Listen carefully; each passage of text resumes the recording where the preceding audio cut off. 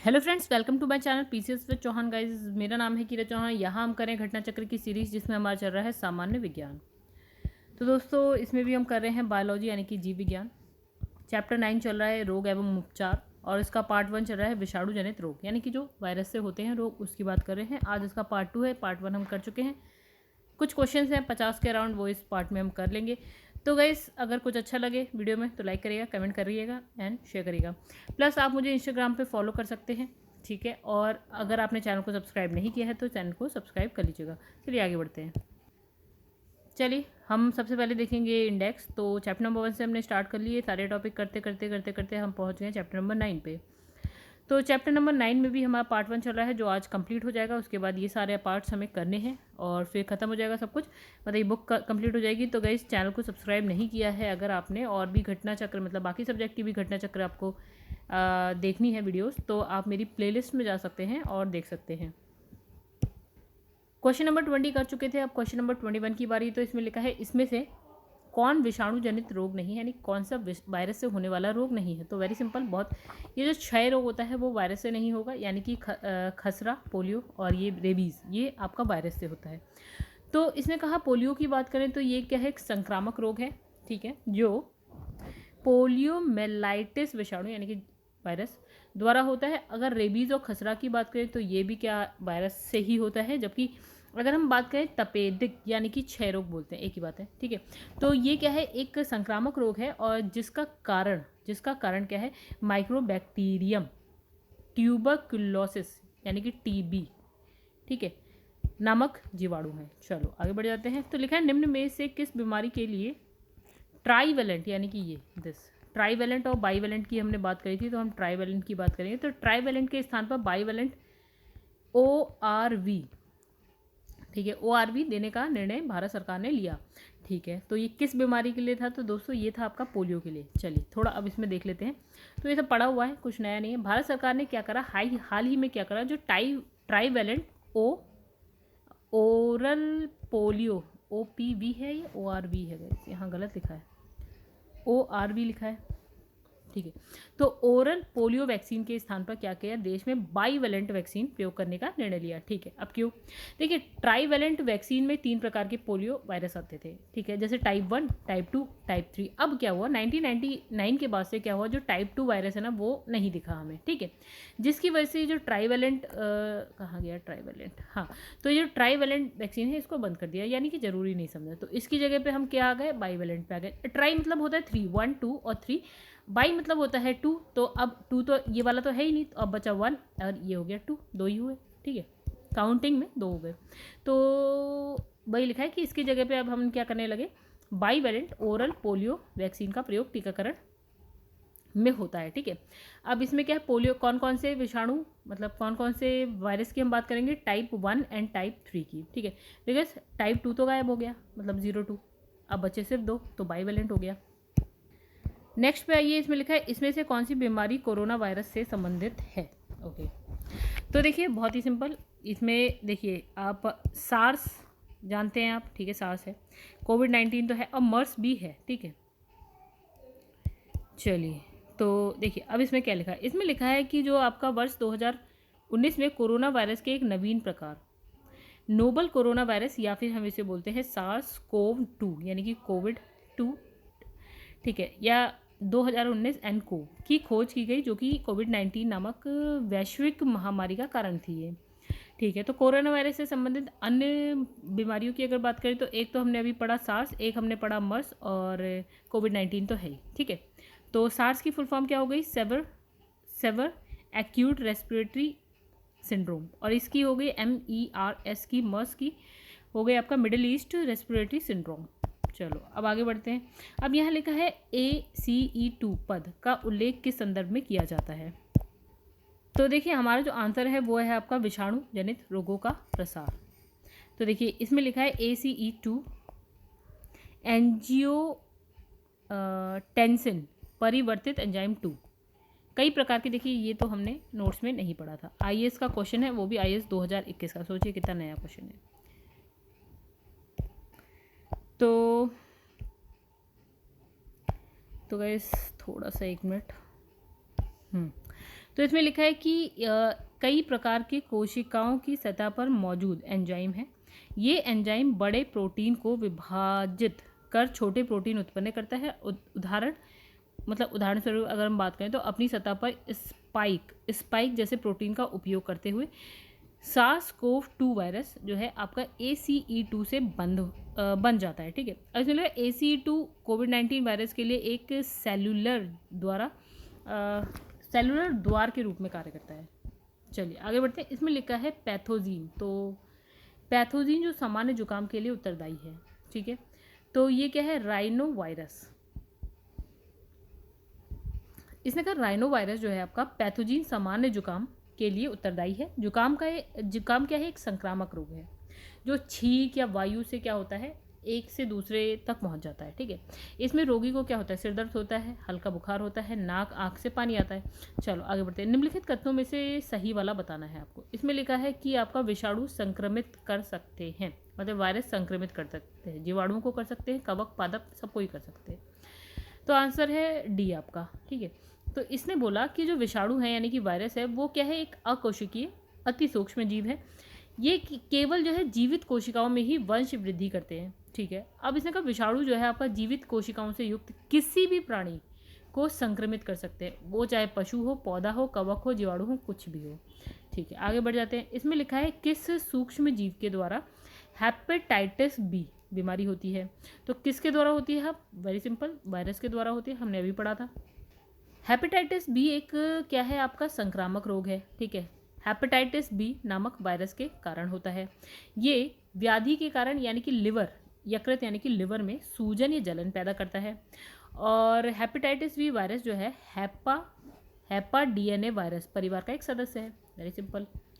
चलिए, यकृत रोग हेपेटाइटिस बी का कारक है। क्या है? आपका DNA वायरस। अभी हमने देखा, देखिए क्या लिखा है यहाँ पे, हैपा DNA वायरस। चलो, तो गाइस ये भी हो रहा है रिपीट, आप पढ़ लीजिएगा। निम्नलिखित में से कौन सा रोग वायरस द्वारा होता है? चलिए, इसमें कौन सा होता है? यहाँ पे देखिए हमने अभी पढ़ा था हेपेटाइटिस बी।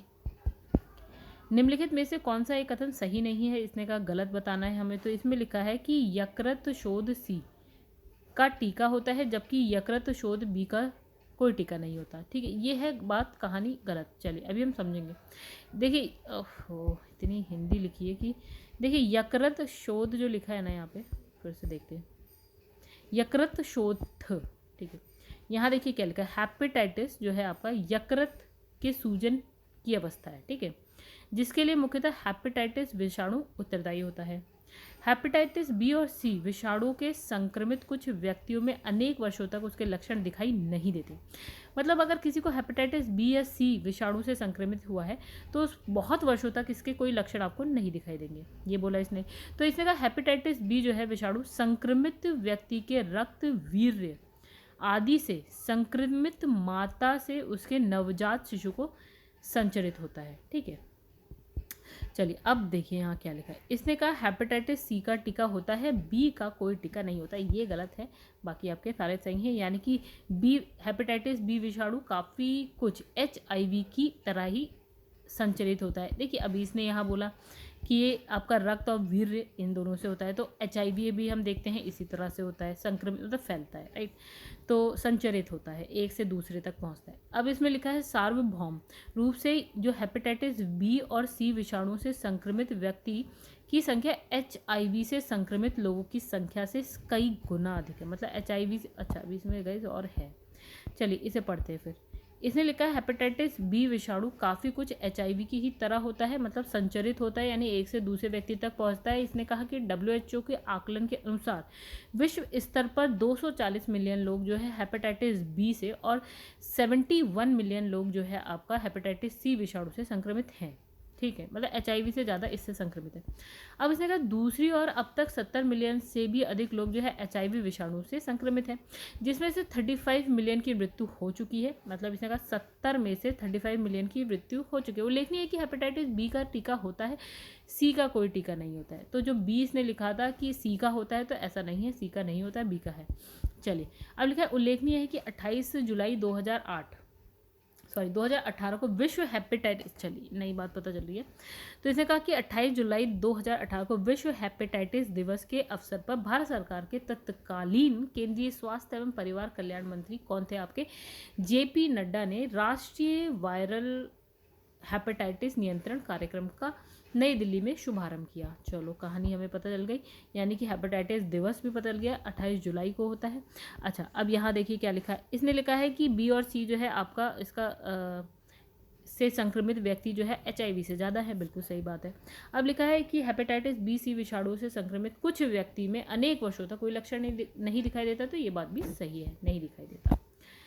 तो नया क्वेश्चन था 2019 IAS में आया हुआ। अब ये देखिए लिखा है निम्नलिखित में कौन सा गलत बता रहा है। इसने कहा जो प्लेग है चूहे से होता है, बिल्कुल सही है। रेबीज कुत्ते से होता है, बिल्कुल सही है।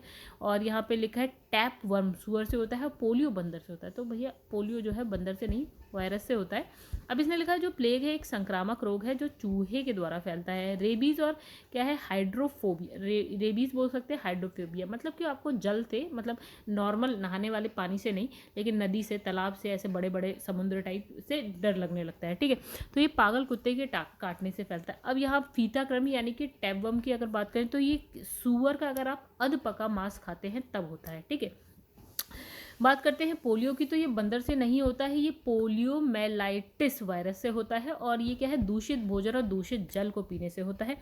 ये एक संक्रामक या हम बोलते हैं संसर्ग रोग है, और जो क्या है तंत्रिका तंत्र को प्रभावित करता है। चलो, अब लिखा है कि निम्नलिखित रोगों पर विचार कीजिए, यानी कि डिप्थीरिया हो गया, छोटी माता यानी कि चिकन पॉक्स हो गया, और यहाँ हो गया चेचक यानी कि स्मॉल पॉक्स हो गया। तो इसने कहा कौन सा रोग जो है भारत में मतलब खत्म हो चुका है, यानी किन रोगों का यहाँ पे भारत में उन्मूलन हो चुका है। ओके, तो कैसे इन सब में हमने देखा सिर्फ और सिर्फ चेचक का हुआ है, यानी कि स्मॉल पॉक्स का हुआ है। तीन बीमारियां हैं, मतलब 3 रोग ऐसे हैं जिसका उन्मूलन हुआ है। कौन कौन से हैं, एक हो गया आपका चेचक, एक हो गया गिनी वर्म, तीसरा हो गया आपका पोलियो। ठीक है, उन्मूलन कब कब हुआ, चेचक का 1977, और गिनी वर्म का 2000 में हो गया, और पोलियो का हो गया 2014, खत्म हो गया भारत से। ठीक है, आगे बढ़ जाते हैं। नेक्स्ट क्वेश्चन, निम्नलिखित कारणों पर ध्यान दीजिए। तो इसने कहा एड्स संचरण होता है लैंगिक संभोग से, बिल्कुल, रक्तादान से, मच्छरों एवं अन्य रक्त चूसक कीटों से, और इसमें लिखा है अपरा प्लेजेंटा के संपर्क से। तो दोस्तों इसका आंसर देखिए, ये जो है ना मच्छरों अन्य रक्त चूसक कीटों से, इससे तो नहीं होता है, बाकी इन सब से होता है, बाकी 1, 2 और 4 से होता है। तो इसने कहा जो एड्स है, एड्स रोग HIV द्वारा होता है। ठीक है, वायरस है ये, तो जिसमें क्या है शरीर में रोग प्रतिरोधक यानी कि जो आपका इम्यूनिटी सिस्टम है वो आपका बेकार होने लगता है, यानी कि रोग प्रतिरोधक क्षमता क्या हो जाती है आपकी, क्षीण होने लगती है, कम होने लगती है। अत्यंत घातक और जानलेवा रोग हो गया ये। लैंगिक संभोग, दूषित रक्तादान हो गया, और संक्रमित माता से अपरा यानी कि प्लेजेंटा के संपर्क द्वारा संचरित होता है। ठीक है, किंतु सूखे चुम्बन से, खांसी से, छींक से, मच्छर वच्छर इन सब के या चूसक कीटों के काटने वाटे से ये नहीं होता है। चलो आगे बढ़ते। HIV एड्स रोग नहीं फैलता है, किससे नहीं फैलता है इसने कहा, तो ये अभी हमने पढ़ा कि मच्छर के काटने से नहीं फैलता है, रिपीट हो रहा है क्वेश्चन, आप पढ़ लीजिएगा। चलिए यहाँ देखते हैं, इसमें लिखा है एक रोगग्रस्त मानव शरीर की निम्न अवस्था पर विचार कीजिए, यानी लिखा है सूखे हुए लसिका पर्व, यहाँ लिखा है रात्रि में पसीना आना, स्मृति का लोप हो जाना, वजन का घटना, ये सब एड्स के लक्षण है। तो इसने बताया कि भैया एड्स के, इन सब में एड्स के लक्षण क्या है, तो चलिए हम लोग पढ़ लेते हैं, पहले हमने पढ़ा ही नहीं है एड्स के लक्षण क्या होते हैं। तो इसने कहा एड्स क्या है, एक विषाणुजन यानी कि वायरस से होने वाला रोग है। इसमें रोगी की रोग प्रतिरोधक क्षमता क्या होती है, खत्म हो जाती है, नष्ट हो जाती है। ठीक है, तो इस रोग में कई प्रकार के लक्षण स्पष्ट दिखाई देने लगते हैं, जैसे इसने लिखा है कि सूजे हुए लसिका पर्व, रात्रि में पसीना आता है, स्मृति का लोप हो जाता है, वजन घट जाता है, थकावट, ये सारी चीज़ें होने लगती है, और शरीर इतना कमज़ोर हो जाता है कि रोगी की कई प्रकार के संक्रामक रोग के कारण मृत्यु हो जाती है। मतलब कि अगर आपके अंदर रोग प्रतिरोधक क्षमता नहीं होगी तो बहुत रोग तो आपको ऐसे ही लग जाएंगे। ठीक है, तो देखिए आंसर क्या हो गया, डी यानी कि सारे, यानी कि 1, 2, 3, 4। चलिए अब लिखा है निम्न कथनों पर विचार करिए। तो यहाँ लिखा है एड्स में विशिष्ट रक्षा प्रणाली प्रभावित होती है, बिल्कुल सही है। फिर लिखा है एड्स जो है टी लिम्फोसाइड पूर्णतया नष्ट हो जाता है। टी लिम्फोसाइड क्या है, WBC। तो देखिए WBC कारण होता है आपका रक्षा आपका जो इम्यून सिस्टम के लिए WBC जरूरी होता है, और WBC में भी जो टी लिम्फोसाइड WBC है वो आपका नष्ट हो जाता है। और जब ये नष्ट हो जाएगा तो भैया अपने आप में ही हम कह सकते हैं कि रोग प्रतिरोधक क्षमता आपके शरीर की कम हो गई। यानी कि इसने कहा कि ये दोनों बातें सही हैं, और ये इसको सही तरीके से स्पष्ट करता है। आंसर हो गया ए। ठीक, ओके। देखिए ये दोनों सही है, दोनों सही है और आर ए का सही विवेचना है। ठीक है, तो गैस ये पहली बार क्या होता है ना, ये वाला पॉइंट ए पे लिखा होता है, ये वाला पॉइंट बी पे लिखा होता है, तो फिलहाल ये आंसर है आपका। चलिए, तो चलिए पढ़ते। इसने कहा टी लिम्फोसाइट एक प्रकार का क्या है, डब्ल्यूबीसी यानी कि श्वेत रक्त कणिकाएं हैं जो रोगों से लड़ने की प्रतिरक्षा प्रणाली की सहायता करती हैं। ठीक है, एचआईवी का संक्रमण हो जाता है तो ये जो कोशिकाएं हैं नष्ट हो जाती है, यानी कि टी लिम्फोसाइट कोशिकाएं नष्ट हो जाती है और शरीर की जो प्रतिरक्षा प्रणाली है वो खत्म होने लगती है, नष्ट हो जाती है। ठीक है, आगे बढ़ते हैं। एचआईवी द्वारा होने वाला रोग क्या है, तो क्या है गाइस, वेरी सिंपल, एड्स है। एचआईवी क्या एक वायरस है, यानी कि human immuno deficiency virus, full form याद कर लीजिएगा। इसके द्वारा अत्यंत घातक रोग यानी कि एड्स होता है। एड्स का अगर फुल फॉर्म की बात करें तो क्या है, एक्वायर्ड इम्यूनो डेफिशिएंसी सिंड्रोम। ठीक है, यानी इम्यून सिस्टम की डेफिशिएंसी, यानी कि ये खत्म होने लगता है ऑलमोस्ट। अच्छा, अब इसमें कहा है कि इसका अर्थ क्या हुआ कि शरीर की जो रोग प्रतिरोधक क्षमता यानी कि इम्यून सिस्टम जो है आपका वो क्षीण होने लगता है, यानी डेफिशिएंसी का मतलब होता है कम हो जाना, इम्यूनो यानी कि यही आपका रोग प्रतिरोधक क्षमता। अच्छा, इसने कहा सर्वप्रथम जो ये रोग जो है 1981 में के मध्य अमेरिका में क्या हुआ, प्रकट हुआ, किंतु आज तक अनेक देशों में फैल चुका है। अब इसने कहा T4 लिम्फोसाइट एचआईवी की प्रमुख पोषद या लक्ष्य कोशिकाएं होती हैं। क्या, T4 लिम्फोसाइट। चलिए आगे बढ़ते। एड्स का कारण ये देखिए आपका रिपीट हो गया, ये आप बताएगा, वायरस है मतलब क्या ही बताएं। एड्स निम्न कारणों में से किसके द्वारा होता है, जीवाणु, तो गाइस विषाणु के द्वारा, यानी कि आपका वायरस के द्वारा होता है। लिखा है एड्स विषाणु में होता है, क्या होता है, यहाँ पे लिखा है RNA+ प्रोटीन होता है। चलिए, तो ये कुछ नया है, पढ़ते हैं। एचआईवी एक तरह का क्या है, रेट्रो वायरस है। ठीक है, इसने कहा RNA के निर्माण के लिए आनुवंशिक सूचना देने वाले वायरस के प्रकार को रेट्रो वायरस कहते हैं। एचआईवी धनात्मक एकल रेशे वाले, यानी ऐसे आरएनए की दो प्रतियों से मिलकर बना होता है, दो प्रतियों से मिलकर बना होता है क्या, एचआईवी। अगर डीएनए की बात करते हैं तो गाइस यहाँ एकल रेशा लिखा है, डीएनए में आपका कैसा होता है, ऐसे डुअल हो गया। एड्स के लिए उत्तरदायी विषाणु, तो ये आप जानते हैं रेट्रो वायरस। निम्नलिखित में से कौन से रोग का कारण जीवाणु नहीं है, तो गाइस जो एड्स है वो विषाणु से होता है, यानी कि वायरस से होता है। एड्स किसके कारण होता है, तो ये क्या होता है, विषाणु के कारण होता है। एड्स एक विषाणुजन्य रोग है जो एचआईवी यानी कि ह्यूमन इम्यूनो डेफिशिएंसी वायरस के कारण होता है। एड्स एक अत्यंत घातक जानलेवा रोग है जिसमें रोगी की रोग प्रतिरोधक क्षमता नष्ट हो जाती है, और ये कैसे होता है, लैंगिक संभोग से, दूषित रक्ताधान से, संक्रमित माता के अपरा यानी कि प्लेजेंटा के संपर्क द्वारा। अब लिखा है निम्नलिखित बीमारियों में से कौन सी टैटू बनाने के द्वारा एक व्यक्ति से दूसरे व्यक्ति में संचरित हो जाती है, तो गाइस कौन सी हो जाती है, तो इसमें एक नाम तो आ गया आपका एचआईवी एड्स का, दूसरा है आपका हेपेटाइटिस बी का। तो देखिए टैटू बनाने से कई प्रकार के संक्रमण का खतरा रहता है। ठीक है, इसमें हेपेटाइटिस हो सकता है, आपको एचआईवी हो सकता है, ग्रेनुलोमस हो सकता है, आपका केलॉइड, ये बीमारियां हो सकती हैं। तो हेपेटाइटिस बी और एचआईवी की अगर हम बात करें, एवं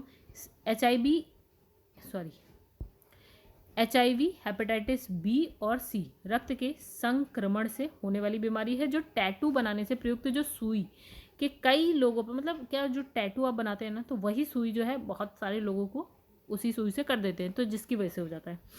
चिकनगुनिया वायरस के संक्रमण से चिकनगुनिया रोग होता है, जो क्या होता है, संक्रमित मच्छर से संचरित होता है। चलो आगे बढ़ते हैं। निम्नलिखित में से कौन सा प्रभेद भारत में प्रभावी है, तो HIV-1C। तो इसमें लिखा है एड्स रोग का विषाणु एचआईवी वायरस है। ये एक विषाणुजन्य रोग है जिसका पूरा नाम क्या है, एक्वायर्ड इम्यूनो डेफिशिएंसी सिंड्रोम। ये रोग यौन संबंधों के कारण होता है, रुधिराधान में अनियमितता, और क्योंकि ये जोखिम भरे यौन व्यवहार व संक्रमित सुई के उपयोग को बढ़ावा देता है, इससे मतलब इन सब चीज़ों से होता है।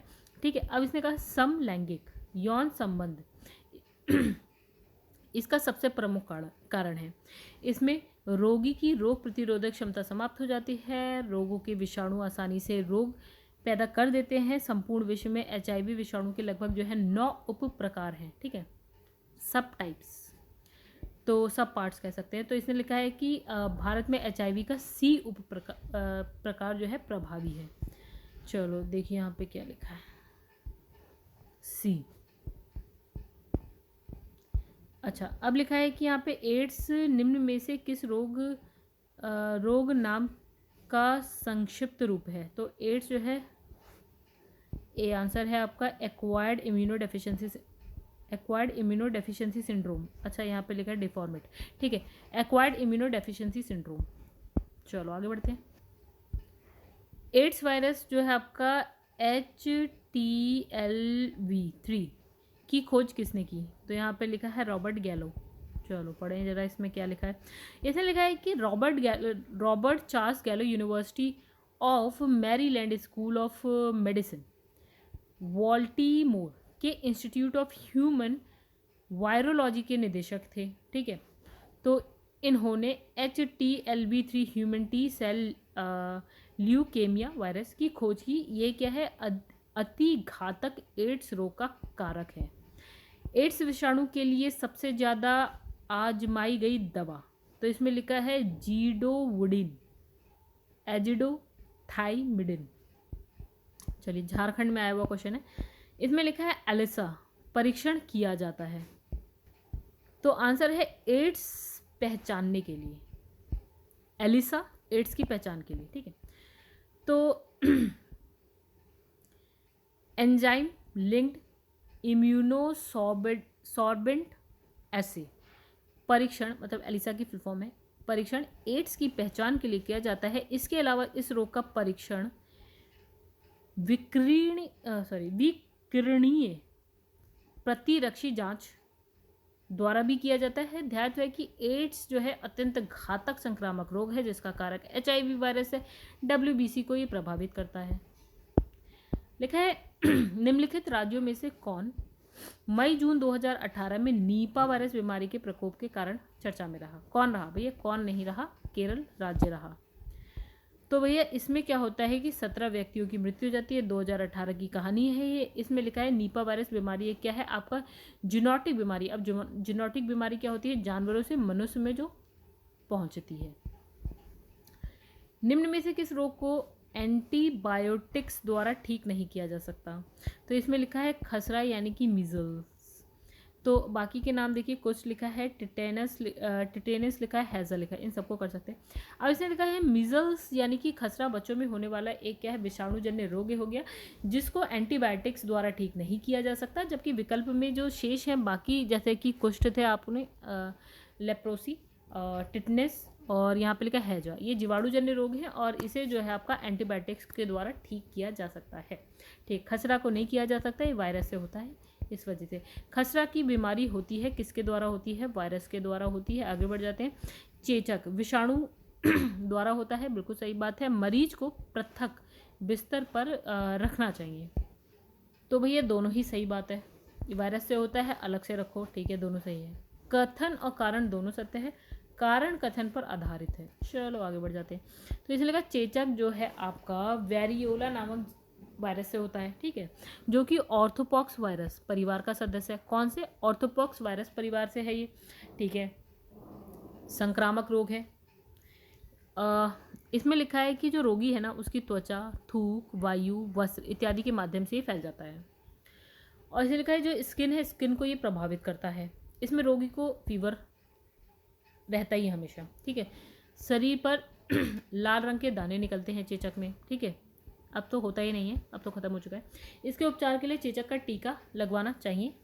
साफ सफाई का विशेष ध्यान रखिए। विश्व से चेचक का उन्मूलन कब हुआ। तो चलिए एक बात देखते हैं। यहाँ लिखा है 1980। कहानी कुछ ऐसी है, यहाँ बात हो गई विश्व की, भारत की बात करते तो आंसर कुछ और होता, ठीक है। इसमें लिखा है चेचक एक क्या है, वायरस से फैलने वाला है, वेरियोला वायरस से ही होता है और इसके टीके का आविष्कार एडवर्ड जेनर ने किया, ठीक है। WHO द्वारा विश्व से चेचक का उन्मूलन कब होता है, 1980 में होता है। बताइएगा भारत में कब हुआ। तो इसमें लिखा है इम्यूनोलॉजी के जनक कौन है। तो इसका आंसर है आपका एडवर्ड जेनर, ठीक है। इन्होंने चेचक के टीके का आविष्कार किया। रानीखेत बीमारी संबंधित है। अब यह रानीखेत कहाँ पे, उत्तराखंड में है। चलो अब क्या हुआ था, ये मुर्गियों से संबंधित है। अब इसने लिखा रानीखेत बीमारी जो है मुर्गियों से होने वाली बीमारी है जो कि अत्यंत संक्रामक है, विषाणुजन्य है, मतलब वायरस से होती है। दुधारू पशुओं की निम्नलिखित बीमारियों में से, अच्छा गाइस ये क्वेश्चन किस, उत्तराखंड पीसीएस का क्वेश्चन है क्योंकि रानीखेत भी उत्तराखंड में आपको मिलेगा। दुधारू पशुओं की निम्नलिखित बीमारियों में से कौन सी संक्रमणीय है? ओके, फुट एंड माउथ रोग हो गया आपका, एंथ्रॉक्स हो गया, एंथ्रैक्स हो गया आपका, ब्लैक क्वार्टर हो गया, काउपॉक्स हो गया। तो हमारा आंसर देखिए क्या है, सारे ही हैं। ठीक है, यानी कि जो दूध देने वाले पशु हैं उनकी ये सारी बीमारियां हैं, मतलब उनमें होती हैं। 1 2 3 4। अब मुझे लगा फुट एंड माउथ रोग, मवेशी में होने वाली क्या है, एक विषाणुजन्य संक्रमणीय रोग है। तो इसमें एंथ्रैक्स बैसिलस एंथ्रासिस नामक जीवाणु से मवेशियों में होने वाला संक्रमणीय रोग है। ठीक है, ब्लैक क्वार्टर भेड़ों में होने वाला एक संक्रमणीय रोग है। ठीक है, और काउपॉक्स भी क्या है, मवेशियों में होने वाला एक वायरस से होने वाला एक संक्रमणीय रोग है। विश्व के कुछ भागों में विद्यमान पशुओं का फुट एंड माउथ रोग होता है। ठीक है, किससे होता है, अभी हमने पढ़ा था वायरस से होता है। तो गाय, भैंस, बकरी, भेड़, सुअर, इन सब में होता है। ठीक है, खुरपका मुंहपका रोग। ठीक है, यानी कि फुट मतलब पैर हो गया, तो वहाँ पे होता है खुरपका कह दिए, और माउथ मतलब मुंह होता है, मुंह पका। ठीक है, तो ये रोग है विषाणु के कारण होता है। ल्योफ्लर तथा फ्रॉस ने 1897 में इन्होंने बताइए कहाँ, जर्मनी में पशुओं में खुरपका मुंहपका रोग का पता लगाया था। किसने, ल्योफ्लर एंड फ्रॉस। अब इसने कहा, ये हो गया रिपीट, इसे आप पढ़िएगा। तो गाइस वर्ष 2011 को पशुओं में होने वाली किस बीमारी के लिए चिन्हित किया गया, मतलब 2011 में ऐसा कौन सा रोग हो गया पशुओं में जिससे 2011 को उस बीमारी से चिन्हित किया गया, तो वो हो गया आपका रिंडर पेस्ट। 2011 को पशुओं में होने वाली रिंडर पेस्ट नामक बीमारी के लिए चिन्हित किया गया। ये क्या है, विषाणु जनित रोग है। ठीक है, ये क्वेश्चन आया यूपी पीसीएस प्री 2012, देखिए करंट अफेयर्स का क्वेश्चन था उस वक्त। निम्नलिखित में से कौन सा बर्ड फ्लू विषाणु है, मतलब बर्ड फ्लू किस विषाणु के कारण होता है, तो H5N1 के कारण। तो इसमें आंसर है आपका ये रहा, H5N1। Bird flu avian influenza नामक रोग का ही प्रचलित नाम है, मतलब इसका नाम एवियन इन्फ्लुएंजा H5N1 नामक वायरस के कारण होता है, संक्रामक रोग है, पक्षियों मुख्यतः मुर्गे मुर्गियों बतखों को प्रभावित करता है। H5N1 वायरस मनुष्य को दो तरीके से प्रभावित करता है, एक तो सीधे मुर्गियों से मनुष्य में पहुंचकर, दूसरा संक्रमित आदमी के जरिए दूसरे आदमी के शरीर में पहुंचकर। टैमी फ्लू इसकी कारगर औषधि है। बर्ड फ्लू का कारक, ठीक है, तो गाइस ये आप लोग पढ़ लीजिएगा। बर्ड फ्लू भी बोलते हैं, एवियन इन्फ्लुएंजा भी बोलते हैं। ये हो गया रिपीट, आंसर है बर्ड फ्लू। अच्छा, ये आ गया कुछ, अभी हमने पढ़ा था H5N1, अब यहाँ देखो लिखा है H1N1। ठीक है, विषाणु जो है आपका प्राय समाचारों में निम्नलिखित में से किस एक बीमारी के लिए है, मतलब ये इस विषाणु से यानी कि H1N1 से क्या होता है, swine flu. H5N1 bird flu. तो स्वाइन फ्लू इन्फ्लुएंजा कुल के अंतर्गत सूकर इन्फ्लुएंजा विषाणु द्वारा फैलाए जाने वाला संक्रमण है। इस वायरस को हम H1N1 विषाणु कहते हैं। मनुष्यों में ये संक्रमण मुख्य रूप से जो है सूअरों से प्रत्यक्ष संबंध रखने वाले मनुष्यों से फैलने की संभावना रहती है, मतलब जो सूअरों के आसपास रहते हैं। निम्नलिखित में से किस जोड़े का मिलना सही नहीं है, कौन सा गलत है बताना है। तो इसमें लिखा है एबोला वायरस और यहाँ लिखा है चेचक। एबोला वायरस से चेचक लिखा है जो कि गलत है।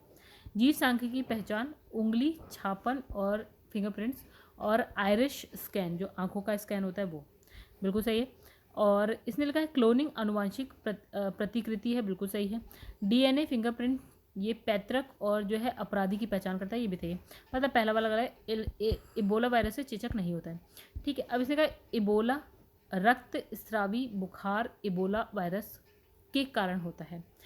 इबोला नाम इबोला नदी से उत्पन्न हुआ है। ठीक है, अब है इबोला क्या है, एक आपका प्राणघातक विषाणु है। इबोला प्राणघातक विषाणु है, पश्चिमी अफ्रीका देश में महामारी के रूप ले चुका है, मतलब वेस्ट अफ्रीका में बहुत बुरी तरह से आया था। WHO ने अगस्त 2014 में अंतर्राष्ट्रीय स्वास्थ्य आपदा घोषित कर दिया था। 2014 में पहली बार 1976 में इबोला वायरस की पहचान की गई थी। इबोला वायरस का नाम लिया गया है एक नदी के नाम पर, अभी हमने पढ़ा। फिर लिखा है इस रोग की पहचान सर्वप्रथम 1976 में इबोला नदी, यानी कि ये कहाँ पे है, कॉन्गो कहाँ है, अफ्रीका महाद्वीप में, तो यहाँ से आई। ठीक है, एक गांव में हुआ ये, तो इस कारण क्या होता है, इसका नाम पड़ जाता है इबोला, नदी के कारण इसका नाम इबोला पड़ गया। इबोला एक ऐसा रोग है जो मरीजों के संपर्क में आने वाले, मतलब मरीजों के संपर्क में आएंगे आप और फैल जाएगा। ठीक है मरीज के पसीने, मरीज के खून, श्वास से बचकर रहें। अच्छा, इसके चपेट में आकर जो है टाइफॉइड, कॉलरा, बुखार, मांसपेशियों में दर्द, ये सारी चीज़ें होती हैं। बाल झड़ने लगते हैं, नसों में मांसपेशियों में खून उतर आता है, नसों से मांसपेशियों में खून आ जाता है। इससे बचाव करने के लिए खुद को सतर्क रखना ही उपाय है, मतलब दूसरों से, संक्रमित व्यक्ति से आप बचें, बस यही एक उपाय है। अच्छा निम्नलिखित कथनों पर विचार कीजिए। उष्णकटिबंधीय प्रदेशों में जीका वायरस रोग उसी मच्छर द्वारा संचरित होता है जिससे डेंगू होता है। अच्छा, जीका वायरस रोग लैंगिक संचरण होना संभव है, मतलब इसने कहा जीका वायरस रोग का लैंगिक संचरण होना संभव है, तो बात है दोनों सही। चलिए आइए, दोनों सही है। IAS 2017 का क्वेश्चन है, उष्णकटिबंधीय क्षेत्र यानी कि जो विषुवत रेखा के आसपास है। जीका वायरस रोग एक विषाणु के कारण होता है जिसका वाहक क्या है, एडीज प्रजाति, मतलब एडीज इजिप्टी नामक मच्छर। ये वही मच्छर है जो डेंगू, चिकनगुनिया, पीत ज्वर यानी कि येलो फीवर के कारण, मतलब यही इन सब का भी कारण है। जीका वायरस का लैंगिक संचरण होना संभव है, तो दोनों बात सही हो गई। निम्नलिखित में से कौन सा एक जूनोटिक रोग नहीं है। जूनोटिक मतलब जो जानवरों से मनुष्यों में आता है। रेबीज तो होता है ऐसे, सार्स भी हमने देखा, कोविड-19 की बात हुई तो, और प्लेग तो हम जानते ही हैं। ठीक है, अब यहाँ लिखा है म्यूकोर, क्या लिखा है इसे, म्यूकोरमाइकोसिस। ओके, पशुओं से मानव आबादी में फैलने वाले रोग को हम जूनोटिक रोग बोलते हैं, यानी कि जूनोसिस बोलते हैं, तो ये दोनों नाम याद रखिएगा। ये विषाणु जीवाणु परजीवी से फैलता है। रोगों की कुछ उदाहरण की अगर बात करें, इबोला हो गया, रेबीज हो गया, मलेरिया हो गया, प्लेग हो गया, और आपका लेप्टोस्पाइरोसिस, बर्ड फ्लू हो गया, एंथ्रेक्स हो गया, ये सारी चीज़ें हो गई, इन सब वायरस से हो जाता है। ठीक है, मतलब इन सब से, मतलब ये सब। अब इसमें लिखा है म्यूकोरमाइकोसिस एक क्या है, कवक जनित संक्रमण है जो कमजोर प्रतिरक्षा प्रणाली वाले व्यक्ति को प्रभावित करता है, मतलब आसानी से हो जाता है उन लोगों को। तो गाइस कहानी यहाँ होती है ख़त्म। वीडियो पसंद आए तो लाइक कर दीजिएगा एंड सब्सक्राइब करिएगा चैनल को, अभी तक आपने सब्सक्राइब नहीं किया है। इंस्टाग्राम पे भी आप मुझे फॉलो कर सकते हैं, और कुछ भी अच्छा लगे तो चैनल को सब्सक्राइब जरूर करिएगा। अन्य सब्जेक्ट की घटना चक्र आपको प्लेलिस्ट में मिल जाएगी, मतलब मेरे चैनल की प्लेलिस्ट में मिल जाएगी।